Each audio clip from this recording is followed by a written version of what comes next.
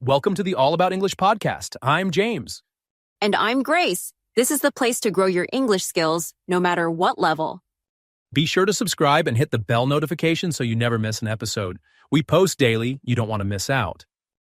Studies show that self-talk can significantly enhance language acquisition in just 30 days. Yeah, that's actually fascinating. I mean, when you think about how much our internal dialogue can shape the way we approach learning, it really does make sense. It's like if you're telling yourself, I can do this, you're more likely to actually try, right? Exactly. And I think every language learner kind of battles that voice in their head saying, oh, you're going to mess this up, or you sound so weird. It's exhausting. Oh, totally. It's like a mental tug of war. But what I found interesting during our 30-day experiment was how specific strategies like practicing affirmations or even talking to myself in the mirror made a huge difference. Have you tried that, the mirror thing? Oh, yes. And let me tell you, it was so awkward at first. Like, I felt ridiculous just standing there like, you're crushing it. But honestly, after a few days, I actually started believing it. That small shift can be so powerful. I remember there was this one day I kept repeating a sentence in French, and the more I said it, the less it felt like the words were foreign. They started to feel natural. Does that make sense? Totally. It's almost like you kind of trick your brain into thinking, hey, we've got this. It's not that scary. Right. And affirmations aren't just about hyping yourself up. It's also about reframing those little stumbles. Like instead of telling myself, ugh, I messed up again, I'd say, okay, that was progress. I said more than I did last time. Oh, I love that. It's like you're giving yourself permission to learn without being perfect. And when you think about it, that's the real goal of language learning, to keep going, flaws and all.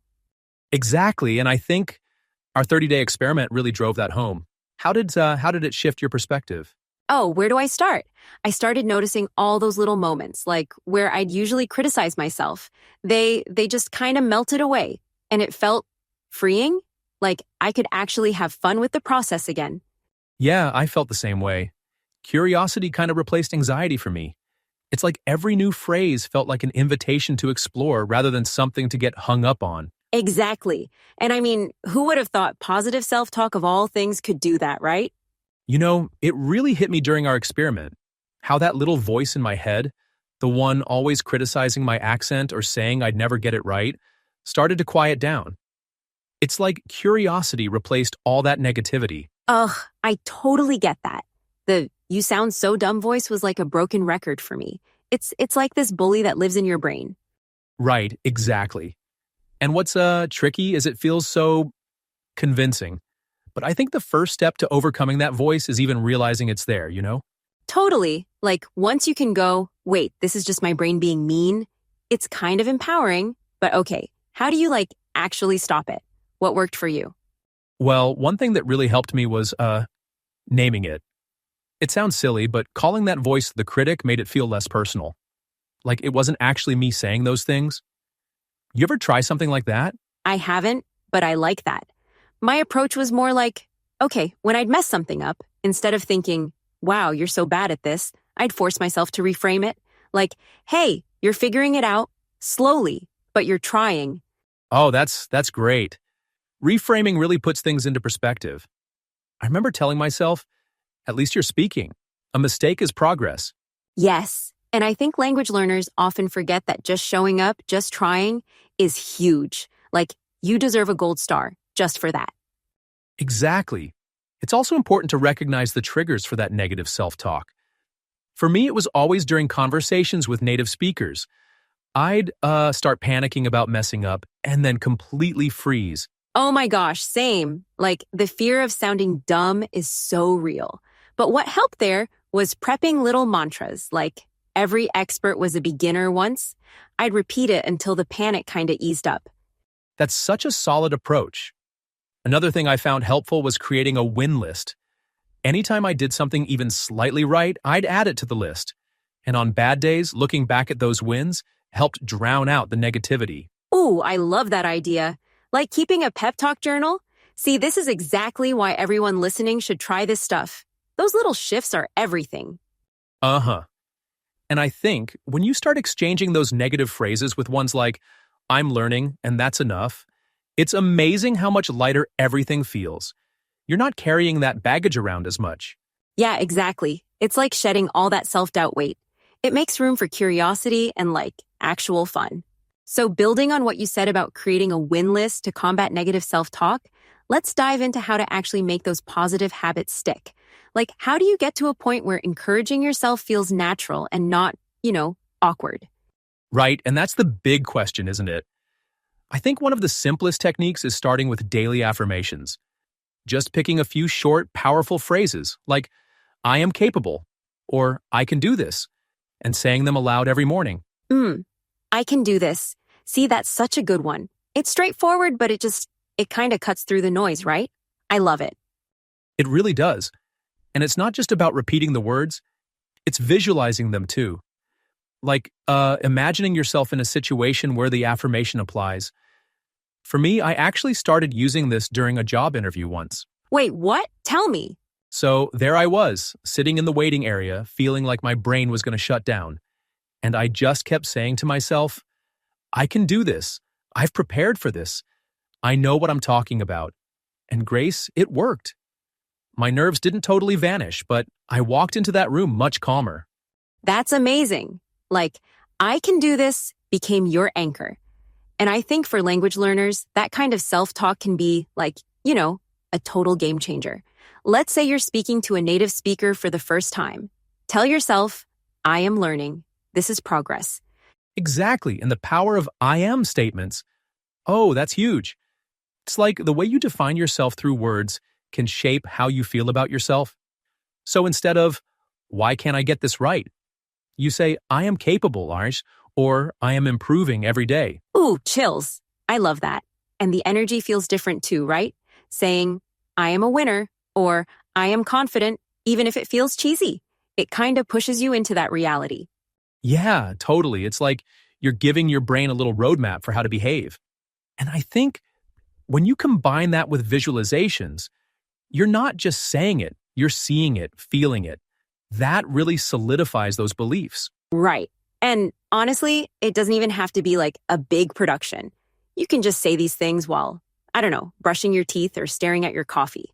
What matters is you're consistent with it. And speaking of consistency, Oh, here we go. we're officially challenging everyone listening. A 30-day self-talk challenge. Yup, you heard it. 30 days of picking a few affirmations, saying them daily, and tracking your progress. I love it, but wait. Should we give them a starter list of affirmations? Maybe things like, I am a great communicator, I'm improving every day, or I'm proud of how far I've come so far. Oh yeah, and how about this one?